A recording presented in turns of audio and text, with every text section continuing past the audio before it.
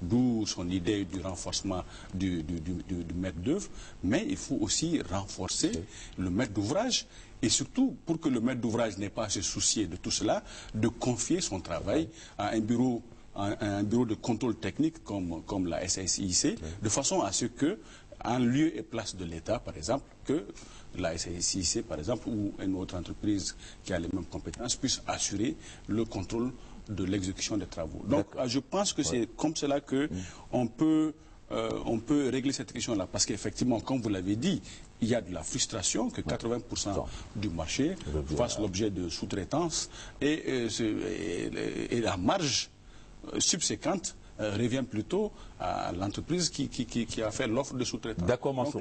On va avancer maintenant, réduisant le temps maintenant. Deux éclairages. Sur la sous-traitance. Ce qui me frappe, c'est que quand je lis effectivement que 80% a été sous-traité, alors que la directive communautaire dit que le maximum qu'on peut sous-traiter, c'est 40% dans un marché. Donc, il y a un problème quelque part.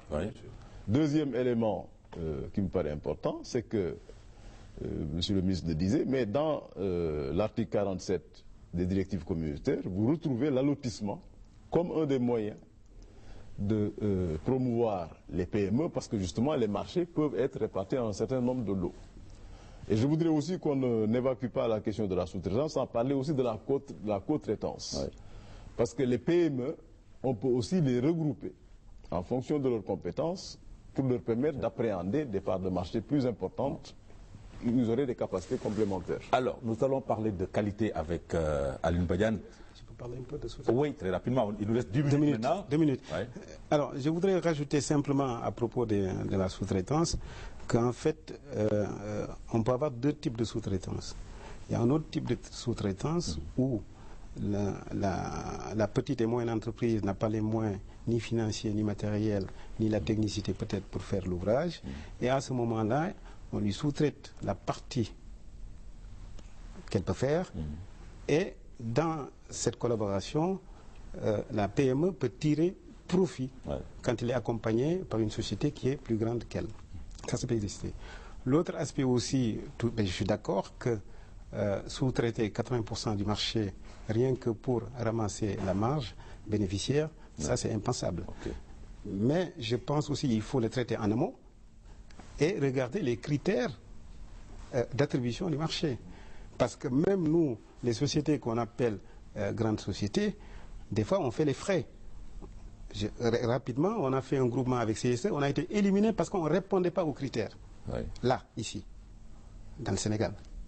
Donc c'est pour dire que aussi nous, des fois, on subit ce même traitement. D'accord. Moi je pense qu'il faut traiter ça. Je vous pose une question difficile. La qualité maintenant. Est-ce qu'aujourd'hui on a une bonne qualité de construction dans notre pays?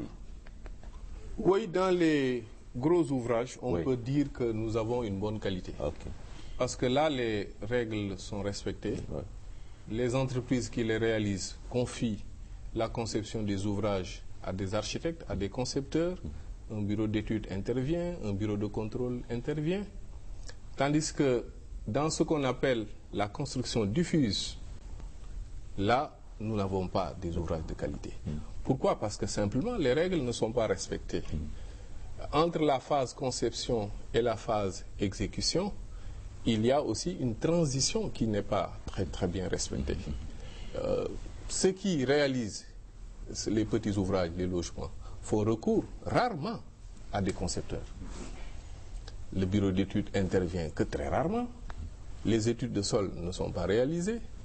Le contrôle aussi est considéré comme un luxe, alors que c'est le contrôle qui permet aussi de garantir, depuis la conception de l'ouvrage jusqu'à sa réalisation, la qualité. Pourquoi? Parce que simplement, à ce niveau, on pense que la qualité coûte cher. Ces intervenants coûtent cher et qu'il faut minimiser les intervenants pour arriver à réduire les coûts. Or, quelquefois, c'est en faisant intervenir toutes ces personnes, tous ces hommes de l'art, que nous arrivons à une qualité.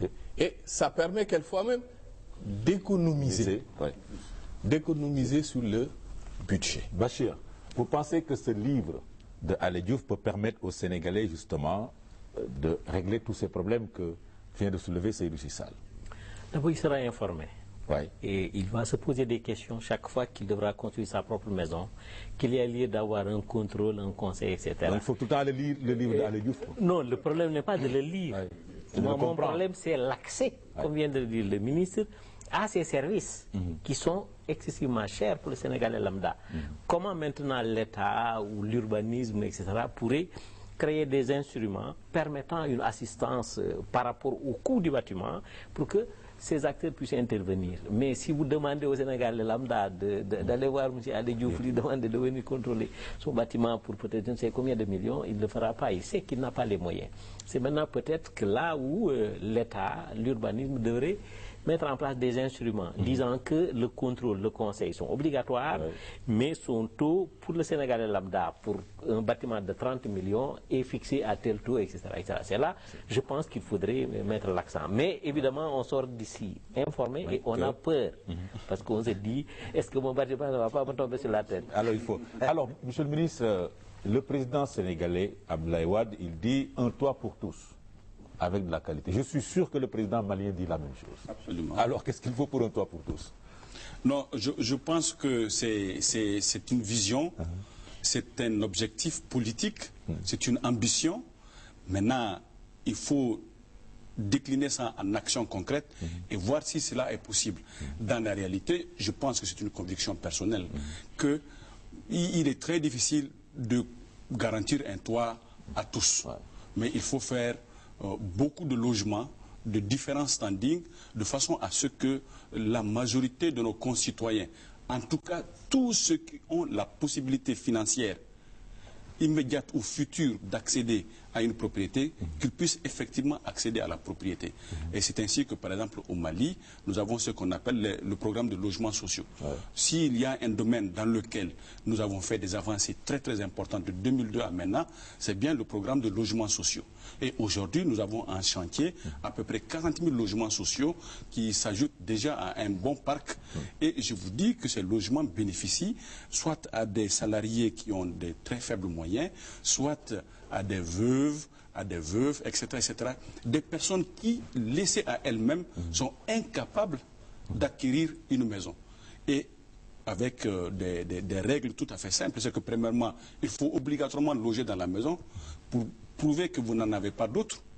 Et deuxièmement, si vous louez la maison, on vous la retire pour donner ça à un autre postulat. Et troisièmement, c'est que c'est des logements qu'on appelle économiques, mais en fait, c'est parce que l'État a subventionné tous les matériaux qui rentrent dans la construction de ces logements, d'autant plus que les matériaux de construction sont défiscalisés. Et donc, la maison revient à peu près à 40% ou 50% sa valeur réelle. Et donc, ça c'est l'expression d'une volonté politique. Et je crois que nos différents chefs d'État font de gros efforts dans ce domaine.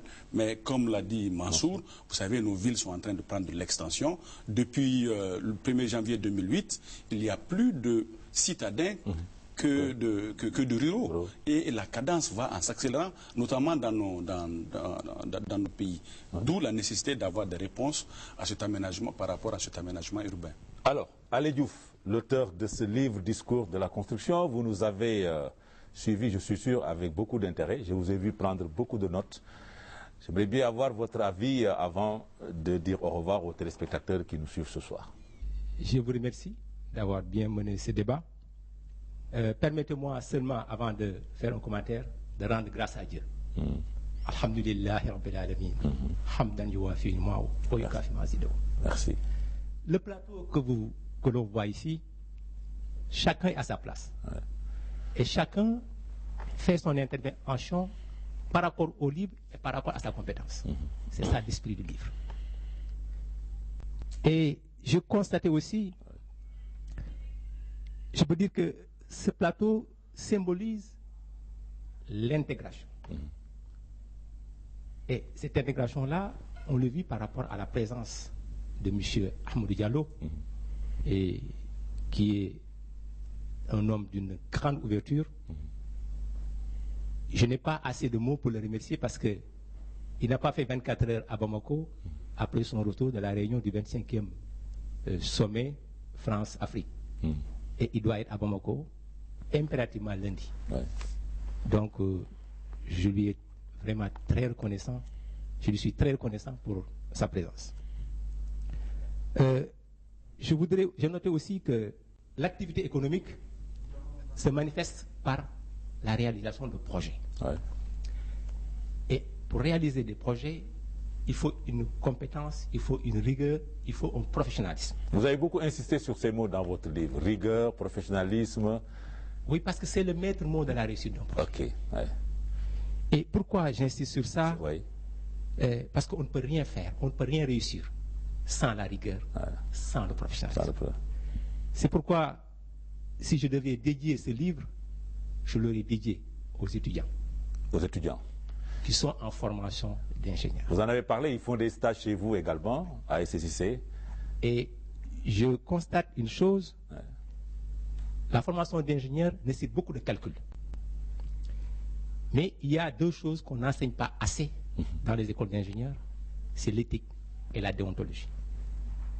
Et j'espère que ces étudiants demain qui auront ce livre entre leurs mains pourront trouver quelques éléments de réponse par rapport à ces deux phénomènes. Merci Ali Diouf. Donc, Kama Mansour. Je rebondis sur ce que dit Ali parce que effectivement, je crois que la conclusion à laquelle on devrait s'acheminer à la lecture de ce livre, c'est faire en sorte que on puisse dire un étudiant, un livre.